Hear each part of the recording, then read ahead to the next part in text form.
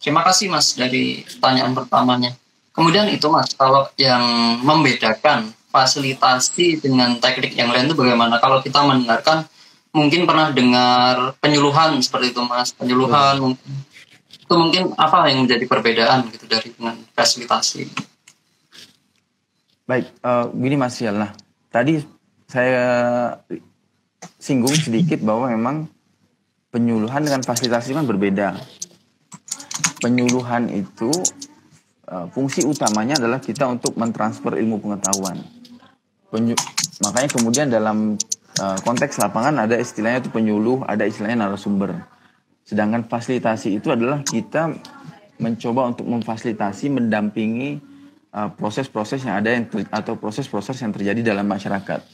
Nah, penyuluhan itu mengambil pendekatan pedagogi tadi, di mana masyarakat dianggap sebagai gelas kosong yang tidak tahu apapun gitu, kemudian hadir seorang penyuluh sebagai narasumber untuk memberikan ilmu pengetahuan baru. Syukur-syukur ilmu pengetahuan tersebut sesuai dengan kebutuhan masyarakat. Tapi sedangkan fasilitasi adalah proses untuk menghimpun masyarakat, kemudian melakukan komunikasi multi arah. Jadi fasilitator, kemudian juga masyarakat, kemudian juga mungkin di situ nanti hadir, misalnya dalam sebuah forum hadir masyarakat biasa, kemudian hadir perangkat-perangkat desa, posisinya adalah sama. Jadi baik fasilitator, perangkat desa maupun masyarakat itu punya posisi sama, terus komunikasinya bersifat multi arah. Jadi setiap orang punya hak yang sama untuk bersuara, kemudian setiap orang punya hak yang sama untuk berpendapat begitu. Nah kemudian kalau contoh sederhananya adalah kalau penyuluhan itu biasanya antara guru dan murid seperti itu, ataupun antara orang tua dengan anaknya gitu. Jadi kan komunikasinya satu arah. Sedangkan kalau untuk fasilitasi tadi itu prosesnya adalah untuk memberikan atau mendorong masyarakat untuk melakukan ataupun ikut serta dalam proses pembelajaran gitu loh. Begitu untuk perbedaannya Mas Rial. Jadi mungkin kalau yang bisa diambil dari perbedaan fasilitasi dan penyuluhan, ketika fasilitasi itu kita menempatkan diri pada kesetaraan ya Mas. Jadi menempatkan setara dengan individu yang menjadi objek fasilitasi gitu ya. Betul, betul. Kemudian sementara penyuluhan itu ketika dari salah satu aktor itu memiliki kemampuan yang lebih, seperti itu ya Mas. Betul, betul. Betul. Diluruskan. Nah, yang perlu kita garis bawahi bersama bahwa baik penyuluhan maupun fasilitasi tidak ada yang lebih baik. Maksud gini, antara satu dengan lainnya tidak ada yang lebih baik gitu loh. Jadi kita dalam proses melakukan perubahan sosial di masyarakat itu tetap membutuhkan kedua teknik tersebut, baik itu teknik penyuluhan maupun teknik fasilitasi. Karena dalam satu waktu tertentu mungkin kita butuh proses fasilitasi, butuh menghimpun suara, menghimpun pendapat dari masyarakat. Tapi dalam waktu lainnya mungkin kita butuh yang namanya proses penyuluhan. Jadi kita menghadirkan pihak-pihak di luar ataupun pihak ketiga, kemudian memberikan transfer ilmu pengetahuan kepada masyarakat gitu. Jadi baik itu teknik fasilitasi maupun penyuluhan, keduanya sama-sama baik begitu Mas Rial. Jadi sekarang adalah konteksnya bagaimana kita untuk menggunakan sebagai alat yang tepat. Jadi ibarat kata itu kalau kita mau masak gitu kan, kemudian mau membelah bawang kan tentu kita menggunakan pisau yang kecil, tidak pisau yang besar gitu loh. Jadi ini hanya persoalan mana yang lebih tepat untuk penggunaannya gitu. Gitu Mas Rial.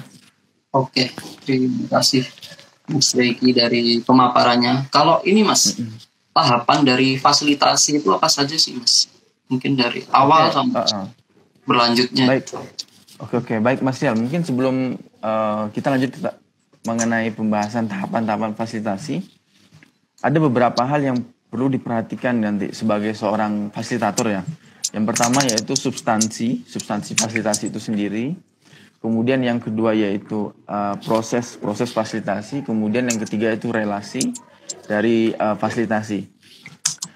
Nah kalau kita berbicara soal substansi, makanya kita nanti hal yang disinggung adalah apa topik dari fasilitasinya atau dari volume fasilitasinya. Kemudian juga mengapa topik tersebut penting untuk dibahas ataupun penting untuk didiskusikan. Nah, itu berbicara soal substansi.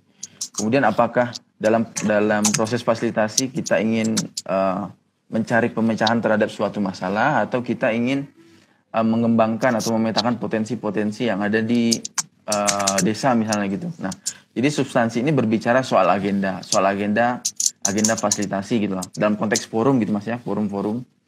Kemudian juga bahwa ketika kita berbicara soal mengapa penting proses fasilitasi itu, misalkan dalam konteks forum tadi, nah kita harus tahu dulu kondisi ideal. Misalkan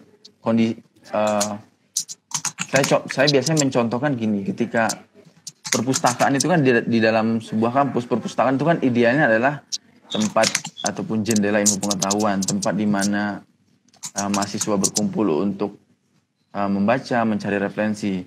Tapi yang menjadi permasalahan adalah mengapa justru perpustakaan itu sepi, mengapa akses mahasiswa ke perpustakaan itu sangat terbatas gitu loh. Nah, itu kan menjadi salah satu permasalahan. Nah, di situ kita perlu tahu dulu kondisi idealnya seperti apa. Kemudian kita juga dalam substansi ini perlu mengetahui sasaran daripada diskusi atau sasaran daripada proses fasilitasi.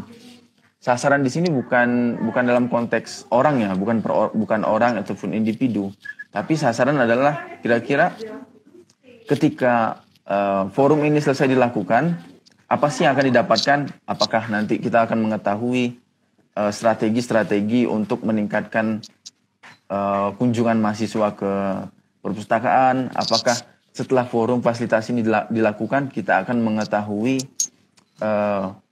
bagaimana cara membersihkan desa atau menghilangkan budaya masyarakat desa membuang sampah sembarangan gitu?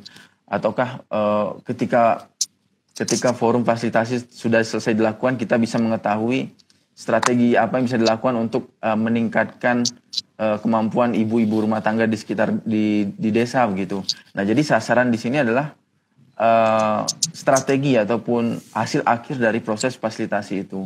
Jadi sasaran bukan berbicara soal individu ataupun target kelompoknya gitu. Nah, kemudian juga dalam kerangka berpikir substansi tadi ada namanya analisis stakeholder.